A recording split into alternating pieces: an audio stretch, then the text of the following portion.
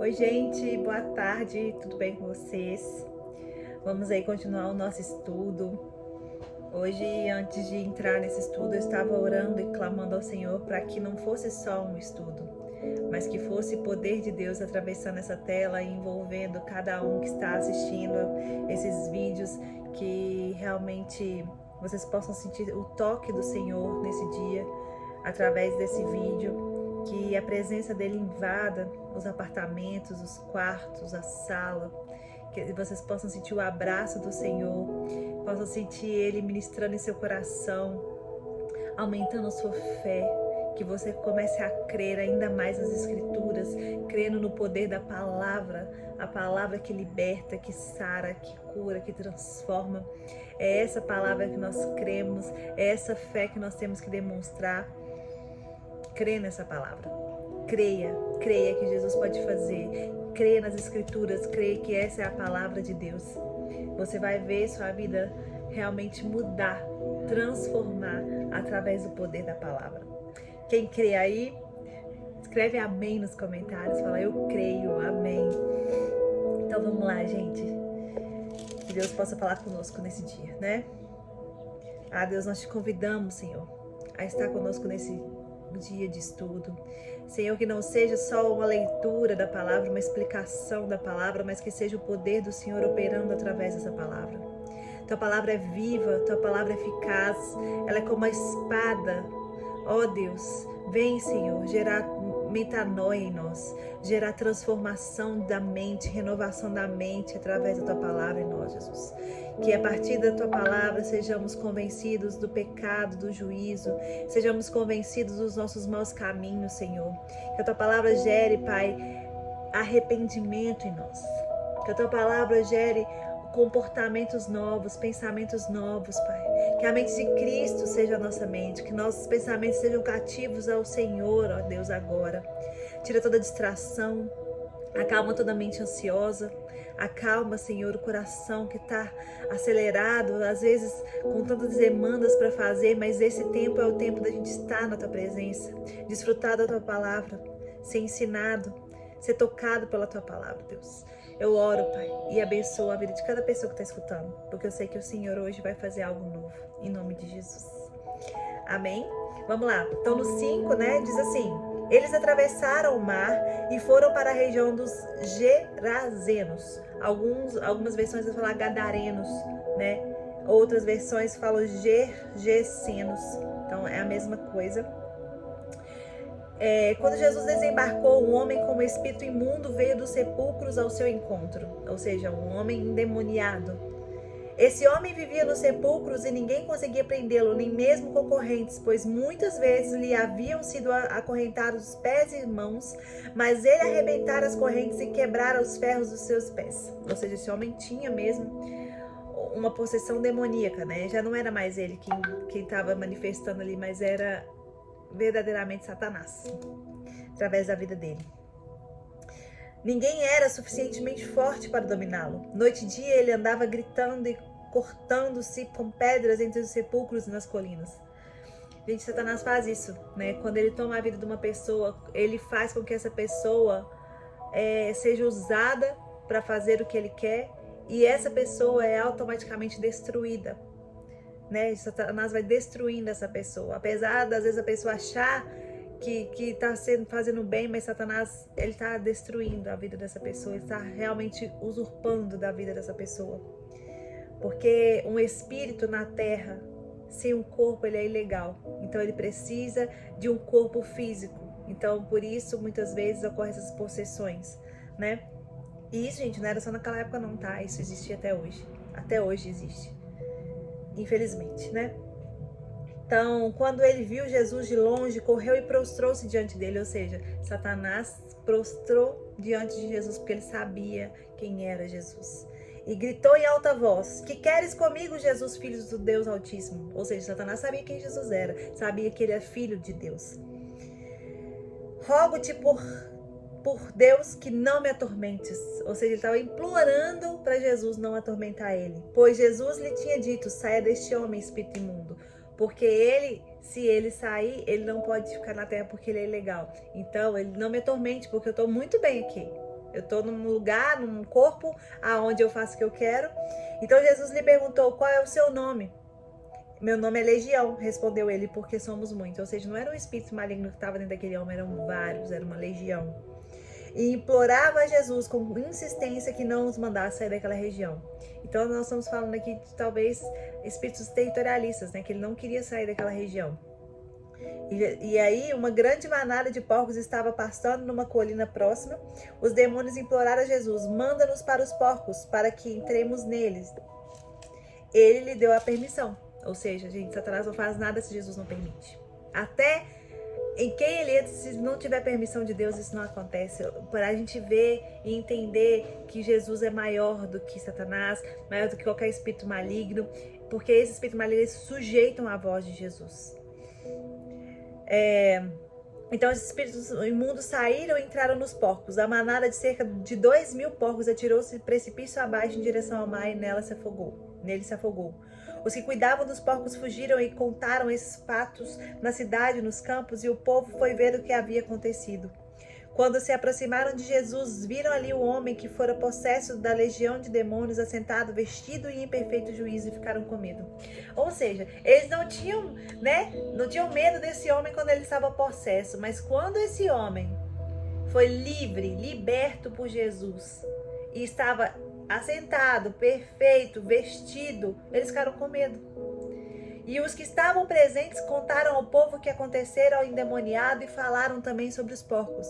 Então o povo começou a suplicar a Jesus que saísse dos territórios deles. Eu comentei isso no estudo de Mateus, que fala também dessa questão aqui. Mas por que eles mandaram Jesus sair? Porque naquela época criar porcos era algo que não era legal. Legal no sentido de dentro da lei, porque o porco era considerado um animal impuro naquela época, Os judeus, eles não comem carne de porco, e criar porcos é algo que é fora da lei. Então, eles mandaram Jesus sair daquele território, dizendo assim, nós preferimos criar os nossos porcos, ou seja, andar fora da lei, tocar em coisas impuras, do que aceitar um homem dentro da nossa terra que liberta pessoas. Eles viram aos próprios olhos o que Jesus havia feito e eles preferiam que Jesus fosse embora, porque estava atrapalhando ali o comércio deles, a criação de porcos. Ou seja, eles preferiam continuar fazendo coisas erradas do que ter Jesus dentro dessa terra, dentro do território deles, para libertar pessoas.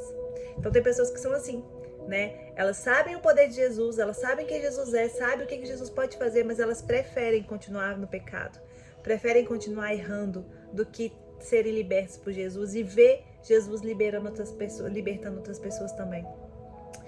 Então, quando Jesus estava entrando no barco, o homem que estivera endemoniado suplicava que o deixasse ir com ele. Jesus não o permitiu, mas disse, vá para casa, para sua família, e anuncie-lhes quanto o Senhor fez por você e como teve misericórdia de você. Então aquele homem se foi e começou a anunciar em Decápolis o quanto Jesus tinha feito por ele. Todos ficavam admirados, porque realmente, gente, era algo que eles nunca haviam visto, Um homem endemoniado ser liberto daquele jeito e transformado. Então vamos continuar. No 21 diz assim, tendo Jesus voltado do barco para a outra margem, uma grande multidão se reuniu ao seu redor enquanto ele estava à beira do mar.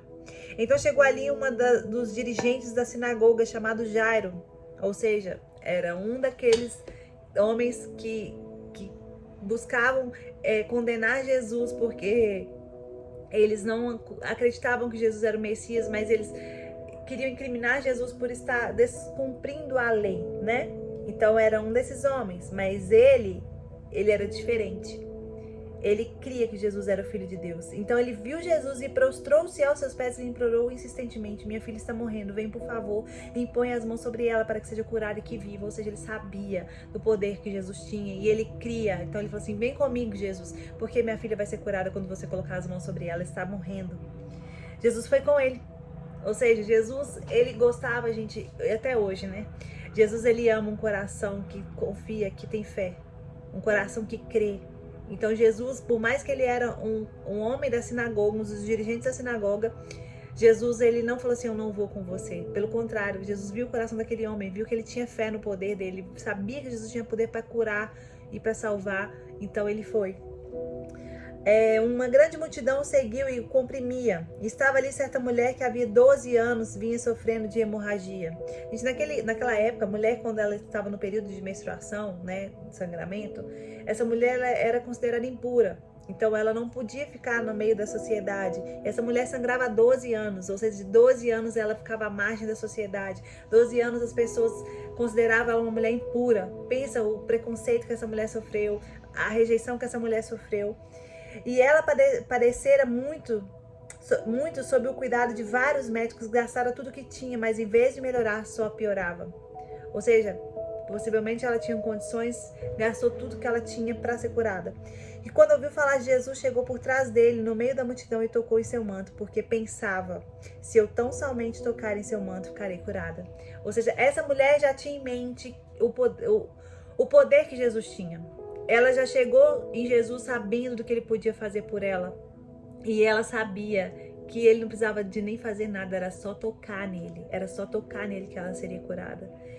E muitas vezes, gente, a gente pensa assim, a multidão vai falar que não tem mais jeito, porque são muitos anos esperando algo de Deus, muitos anos esperando que algo aconteça e parece que Jesus não está mais agindo a nosso favor, né? Então você vai avançar contra uma multidão que vai dizer, desiste disso, desiste desse casamento, não tem mais jeito, desiste de ter filhos, você já tem um diagnóstico de infertilidade. Você já fez tantos tratamentos e você não conseguiu engravidar até hoje. Isso não é pra você.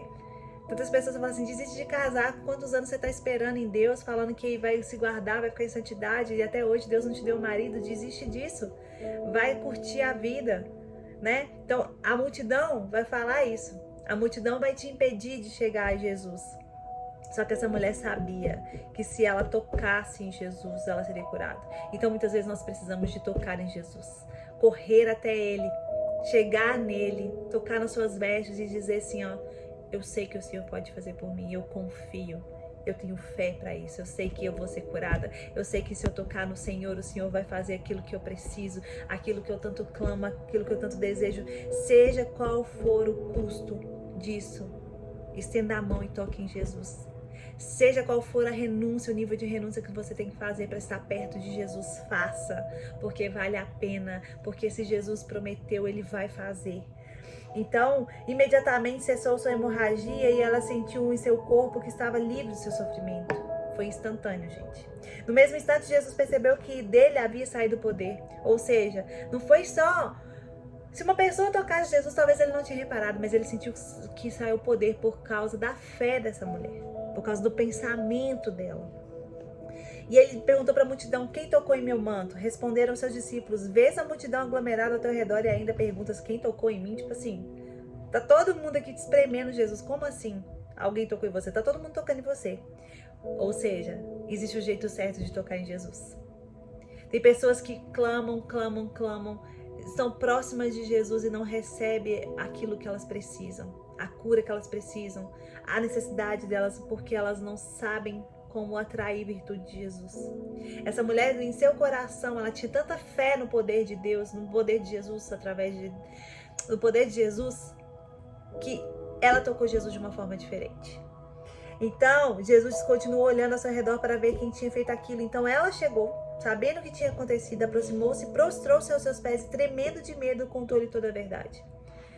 Então, ela veio para Jesus e falou assim, né? Jesus, fui eu que toquei.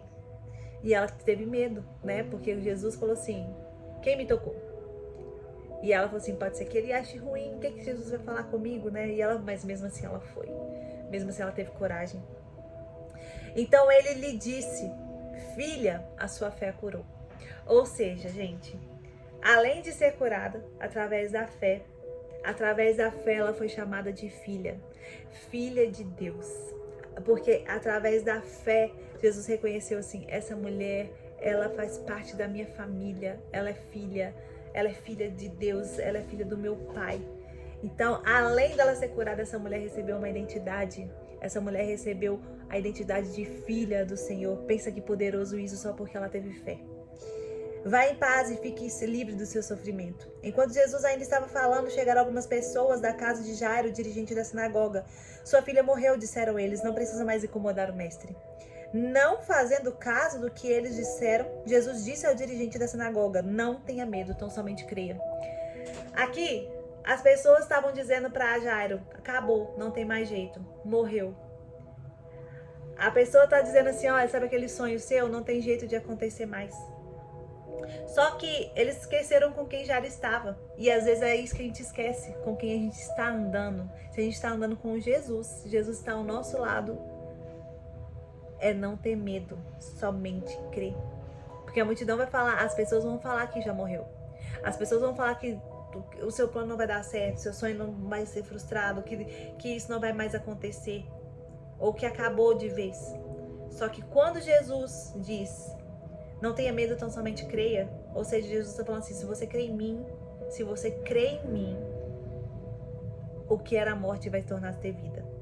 Então, se tem planos na sua vida, se tem sonhos na sua vida que morreram, que parece que assim acabou, que não tem mais jeito, se foi uma falência, se é uma empresa que quebrou, se é um casamento que separou, se é um filho que morreu, se é algo que para você não tem mais jeito, se às vezes você perdeu algum parente, às vezes Jesus vai falar assim: não tenha medo, só creia.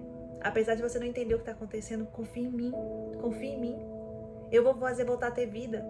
E às vezes, gente, voltar a ter vida, por exemplo, eu como perdi uma filha, Jesus não fez ela voltar a ter vida, mas Jesus me deu nova vida. Houve vida de Jesus através disso. Jesus fez essa situação que para mim foi um momento de tanta dor, de tanto luto, de morte mesmo. Jesus falou assim: através disso eu vou fazer ter vida de volta. Vida nos seus planos, viva nos seus sonhos, vive no seu ministério. Vou te dar vida de novo, novo ânimo, vou te dar brilho nos olhos de novo. Então é isso que Jesus faz. Jesus é especialista. Então não olhe para o que as pessoas estão dizendo, olhe para o que Jesus está dizendo, e olhe para quem está do seu lado. Se Jesus está com você, tão somente crê e não tenha medo. Apesar de que você vai enfrentar dificuldades, você vai enfrentar vozes contrárias, mas não tenha medo. E não deixou ninguém segui-lo, senão Pedro, Tiago e João, irmão de Tiago. Ou seja, quando Jesus, gente, vai fazer algo, vão ter poucas pessoas junto, tá? Poucas pessoas estarão ao seu lado. Quando Jesus for fazer algo que as pessoas não acreditam, essas pessoas vão estar preparadas para ver. Quando chegaram à casa do dirigente da sinagoga, Jesus viu um alvoroço com gente chorando e se lamentando em voz alta. Então entrou e lhes disse: por que todo esse alvoroço e lamento? A criança não está morta, mas dorme. Mas todos começaram a rir de Jesus. Gente, vai ter coisa que Jesus vai falar pra você fazer, vai ter coisa que Jesus vai falar que vai fazer na sua vida que as pessoas vão rir de você mesmo. Porque elas vão olhar e falar assim: isso é loucura. Vão começar a debochar, porque não faz sentido. Não faz sentido elas olharem pra algo que parece estar morto e você falar assim: não, Jesus falou que vai ter vida. Olhar pra algo que um plano, um projeto seu que parece que é impossível, e você fala assim: não, Jesus falou que vai acontecer. Elas vão rir e falar assim: isso é louco, você tá sonhando alto demais. Você tá sonhando alto demais, você tá com muita fé, porque isso aí é impossível de acontecer. Porque para aquela ocasião, gente, uma pessoa que estava morta, ela voltar a viver, para eles era impossível. Porque eles não conheciam Jesus que ressuscitou. E ele tem poder em cima da morte, em cima de toda doença. Jesus tem poder para libertar, para sarar, para curar. Jesus é o Todo-Poderoso. É o nome que está acima de todo nome. Então, todos começaram a rir de Jesus. Ele, porém, ordenou que eles saíssem. Tomou consigo o pai e a mãe da criança e os discípulos que estavam com ele e entrou onde se encontrava a criança.